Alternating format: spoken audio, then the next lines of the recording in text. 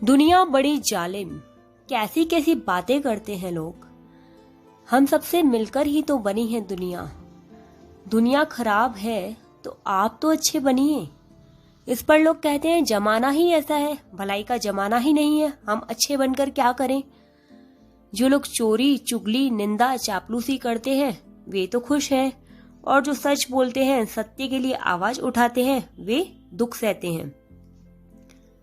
यदि हम सभी ऐसा ही मानेंगे तो दुनिया सच में बहुत बेकार हो जाएगी। आज भी बहुत लोग हैं जो अच्छे हैं, सच बोलते हैं, ऐसे लोगों की वजह से ही दुनिया चल रही है। बुरे कर्म करने वाला सुखी, अच्छे कर्म करने वाला दुखी, कैसे कैसे लॉ बना रखे हैं हम लोगों ने। यदि ऐसा है तो लॉ ऑफ कर्मा का क्या होगा। कर्मयोग भी है कुछ। बुरा करने वाले को प्रारंभ में भले ही सुख मिले, पर बुरे का अंत बुरा ही होता है, ठीक उसी तरह जैसे भले का अंत भला होता है। अब मैं जो आपको एक कहानी सुनाऊंगी वो सब हम सबकी ही लाइफ से रिलेटेड है और वो सच है। एक शहर में एक सेठ जी और उनकी वाइफ होते हैं। उनकी शादी के बहुत सालों बाद भी उनको कोई संतान नहीं होती। वो बहुत कोशिश करते हैं, काफी सारे डॉक्टर्स को दिखाते हैं, होम्योपैथिक, आयुर्वेदिक, एलोपैथी, ऑलमोस्ट सारे इलाज कर चुके होते हैं, पर उनको संतान नहीं होती। एस्ट्रोलॉजर से भी पूछते हैं, पर वो कहते हैं कि आपके भाग्य में संतान नहीं है। एंड में उनकी वाइफ को एक तांत्रिक आकर के बोलता है कि आपको एक पुत्र होगा जब आप 5 बकरियों को मारेंगे। अगर आप 10 बकरियों को मारेंगे तो आपको 2 पुत्र होंगे। तो उनकी वाइफ ऐसा सुन के बहुत खुश हो जाती है और घर पे आके अपने पति को बताती है कि 5 बकरियां ला करके दो, 5 बकरियों को मारूंगी तो मुझे 1 पुत्र होगा। तो सेठ जी को सुनकर बहुत बुरा लगता है और वो कहते हैं कि नहीं, यदि किसी को मारने से मुझे संतान मिलती है तो मुझे ऐसी संतान नहीं चाहिए। उनकी वाइफ को बहुत बुरा लगता है और वो बहुत सोचती है कि सेठ जी तो लाकर दे नहीं रहे बकरियां, अब मैं कैसे मारूं, क्या करूं। उनके शहर के पास में ही एक बकरियों का बाड़ा होता है जहां पर बकरियां रहती हैं। उस बकरी के बाड़े को ही वो जाकर के आग लगा देती हैं। उस बाड़े में करीब 30-40 बकरियां होती हैं और कुछ टाइम बाद उन्हें एक पुत्र होता है। तब वो सेठ जी को सारी बात बताती हैं कि आपने तो मुझे बकरियां लाकर दी नहीं, पर मैंने बकरियों के बाड़े में ही आग लगा दी। सेठ जी को सुनकर के बहुत बुरा लगता है और वो मन ही मन भगवान से कहते हैं कि भगवान ये अच्छा नहीं हुआ, मुझे पाप कर्म के द्वारा अगर पुत्र की प्राप्ति हुई है तो ये बिल्कुल अच्छा नहीं हुआ।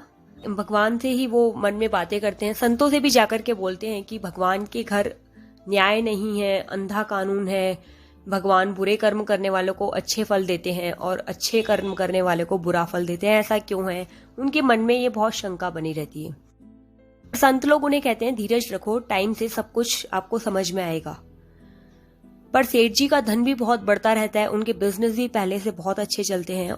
टाइम निकलते निकलते उनको 6 पुत्र हो जाते हैं। फिर उसके बाद जैसे जैसे पुत्र बड़े होते हैं वैसे वैसे बिजनेस भी बढ़ता रहता है और सेठ जी के पास पैसा भी बहुत आता है। फिर सेठ जी के बेटों की शादी होती है और उनके भी बच्चे होते हैं। ऐसा करते करते एक दिन उनकी बहुत बड़ी कोठी बन जाती है और उसमें वो एक जॉइंट फैमिली की तरह रहते हैं सभी लोग। तो एक दिन सेठ जी के पोते की शादी होती है। शादी भी बहुत अच्छे से हो जाती है। शादी के बाद सारे मेहमान अपने अपने घर चले जाते हैं और सेठ जी भी जैसे नित्य सत्संग में जाते थे वैसे सत्संग में जाते हैं।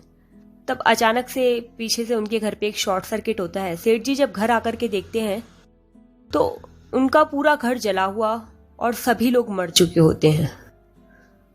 तो सेठ जी को यह देख करके बहुत आश्चर्य होता है, पर उन्हें वो बात याद आ जाती है बहुत सालों पहले जैसे बकरियां मारी गई थी।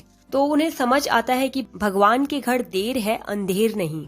भगवान न्याय करता है, देर से ही सही पर करता जरूर है। यदि उस टाइम पे 40 बकरियां मरने के बाद भगवान उन लोगों को दुखी करता तो सिर्फ सेठानी जी ही दुखी होती, लेकिन उन्होंने 40 बकरियां मारी थी। तो उनका परिवार भी जब 40 लोगों का हुआ तो भगवान ने सेम उसी तरीके से उन्हें मारा जैसे कि उन्होंने बकरियों को मारा था जला करके।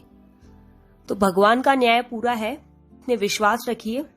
सेठ जी की तरह ही हम लोग भी अपने आसपास ऐसे लोगों को देखते हैं जो कि पाप करते हैं, दुराचारी हैं, उनको सुखी देखते हैं तो हमें लगता है कि इन्हीं का जमाना है, ऐसा करने से ही सुख मिलेगा, ऐसा नहीं किया तो कुछ नहीं मिलेगा। पर ऐसा नहीं है। एक भक्त के, साधक के, अच्छे लोगों के जीवन में दुख भले ही दिखता हो लेकिन उनके पास मन की शांति होती है। दुराचारी बाहर से भले ही सुखी दिखे पर उसका मन बहुत अशांत रहता है।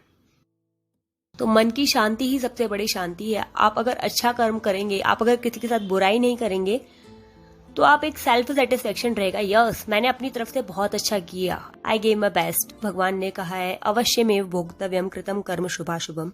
रामचरितमानस में भी कहा है को न कौ सुख दुख कर दाता, निजकृत कर्म भोग सब भ्राता।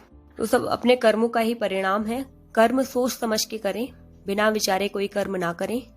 बुरे का परिणाम बुरा ही होगा, भले का परिणाम भला ही होगा।